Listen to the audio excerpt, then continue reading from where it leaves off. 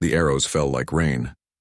Lieutenant Mara Voss had seen many things in her 12 years serving the Terran Expeditionary Fleet, but she had never imagined dying on a world whose name she couldn't pronounce, shielding alien children with her own body. The planet was called Cathara 4 by the survey teams, a world of crimson forests and violet skies. Its native inhabitants, the Keth, were apex predators, 7 feet of sleek muscle, retractable claws, and amber eyes that could track movement in near-total darkness. They had joined the Galactic Coalition 3 cycles ago, though their integration had been rocky. Old habits died hard, especially for a species that had spent millennia at the top of their food chain.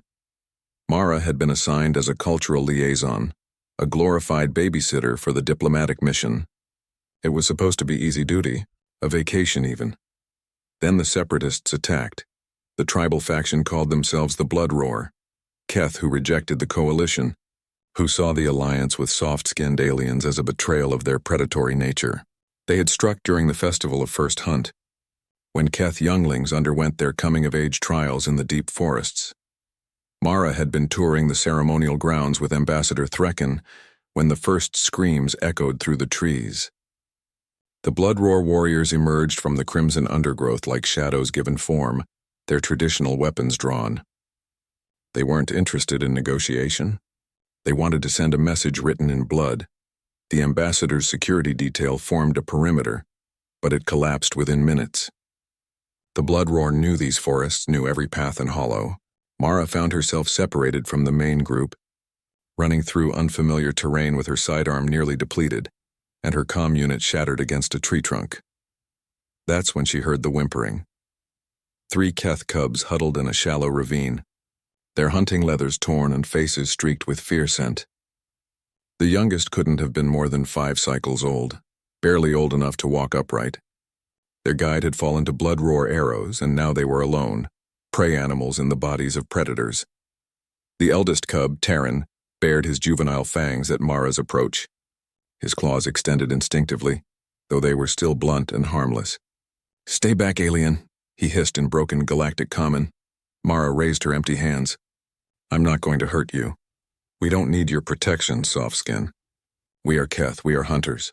Right now," Mara said softly, "you're just scared kids, and I'm not leaving you." The sound of pursuit grew closer, guttural war cries and the whisper of drawn bowstrings. The Blood Roar were closing in and there was nowhere left to run. The ravine was a dead end, bracketed by sheer rock walls that even Keth claws couldn't scale quickly. Mara's tactical mind calculated the angles in an instant. The opening to the ravine was narrow, perhaps 4 feet wide.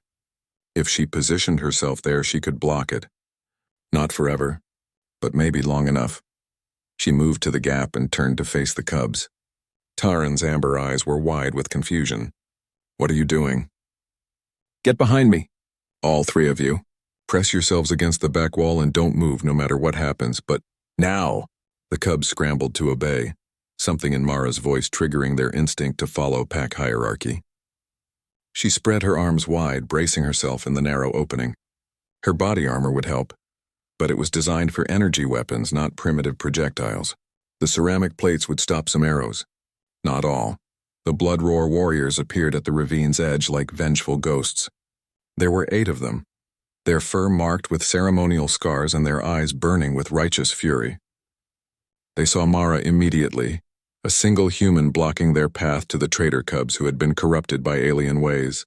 The lead warrior, a scarred female with gray streaking her muzzle, knocked an arrow. "Move aside, soft skin. This is Keth business." "These children are under coalition protection," Mara said, her voice steady despite her hammering heart. "I can't let you harm them. Then you will die with them." The warrior raised her bow. The arrows fell like rain. The first shaft punched through Mara's left shoulder, the impact spinning her slightly. She locked her knees, refusing to fall. The second arrow caught her in the thigh. The third shattered against her chest plate. The fourth pierced her abdomen just below the armor's edge. Behind her, she heard Terran's voice, high and terrified. "She's dying. We have to run." "No," Mara gasped, blood warm on her lips. "Stay." Behind me, more arrows came. Some struck armor and ricocheted away with sharp pings. Others found the gaps. the soft places where ceramic didn't cover. Mara's vision swam, but she kept her arms spread wide, kept her body filling the gap. She could feel the cubs pressed against her back, could feel their rapid breathing and desperate claws gripping her uniform. The Bloodroar warriors paused to reload. The scarred leader tilted her head, studying Mara with something approaching curiosity. "Why do you not fall, human? You should be dead." Mara smiled through bloody teeth. "Because they're behind me. And I don't move." Another volley, another wave of fire and iron.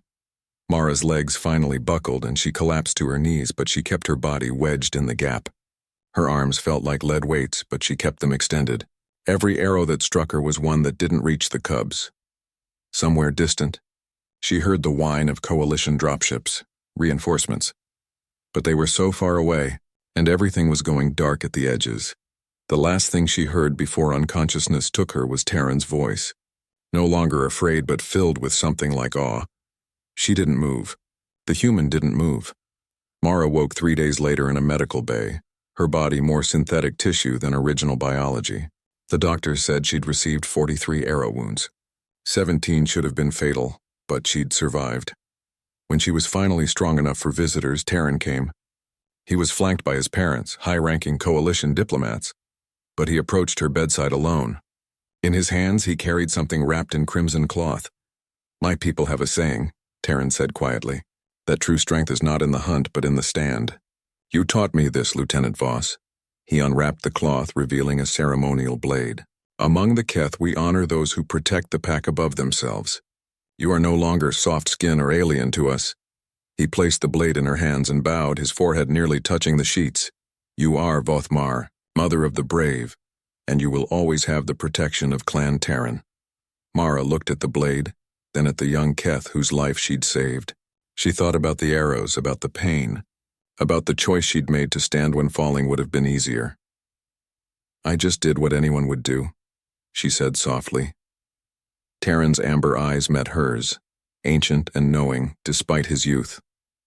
"No, mother of the brave. You did what only a human would do. You did not move, and in that moment, Mara understood what it meant to be human in a galaxy of predators and prey. To be the shield that doesn't break, the wall that doesn't fall, the guardian who stands between the darkness and those who cannot yet stand for themselves. The arrows had fallen like rain, but she had not moved.